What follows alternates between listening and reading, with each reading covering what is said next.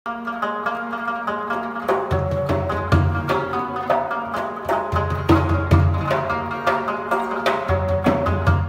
کرونا وبا چې له وجې نه د وطن ډیر کاروبارونه او روزګارونه مفلوج شوي دي. د سوات د سیلګرۍ شعبه هم د تیرو 3 میاشتو نه په ټپه ولاړه ده. د وادي سوات، شانګله او وادي بونیر په سنگم پراته د سیاحت لپاره مشهوره د ځنګلاتو، چینو، چشمو، میوو، باغاتو، ګوجو شاتو او د دوای بوټو دره کلیل سنگر نن سبا خوشې تشې پروت دی.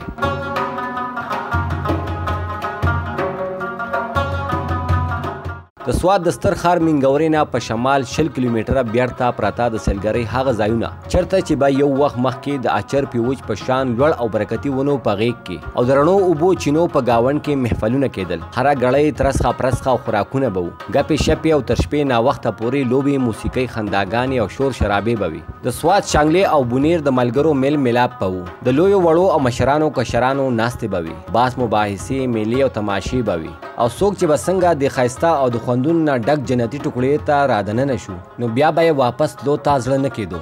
هلته اوس د قبرستان غوندې خاموشي او تنهایي ده.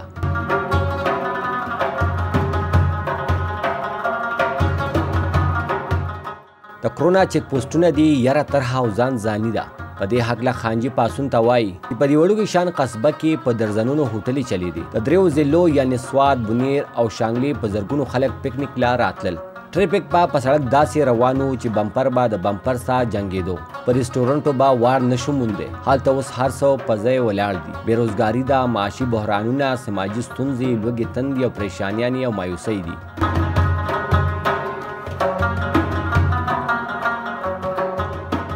خانجي وایي چې د سیلګرۍ په دې علاقه کې خلکو هوټلې جوړې کړي دي. سیلګرو د سهولت لپاره کوکې، ګیسټ هاوسونه او د کراینو لپاره کورونه او مارکیټونه جوړ کړي وو. چېرته چې په سوونو خلکو ته د کاروبار موقع میلاوې دي، هغه هر څه په ځای ولاړ دي چې له وجې نه د کوکارئی، جامبیل، چینار، پرونې نه تر کلیل سنگره پورې آباد 2000 غریبي کورنۍ متاثره شوي دي او ژوندون یې لنډ تنګ شوی دی.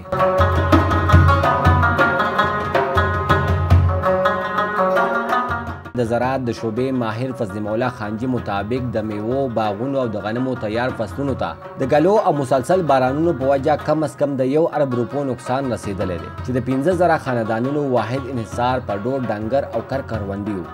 دوی د خپل کلیوال تنظیم له اړخ نه حکومت ته اپیل کړی دی چې د علاقې د کاروبار، سیلګرۍ او کروندي شعبې ته د رسیدلي تاوانونو د تلافۍ لپاره دی پر روان بجټ کې د مناسب پیکج اعلان وکړي چې دا شعبې په پوري طور په خپلو خپو ودرېږي، د معاشي شعبې بیا ودانې او روانې شي او د سیلګرۍ سرګرمۍ بحال شي. صمد انجم، پاسون نیوز، سنگر، سوات.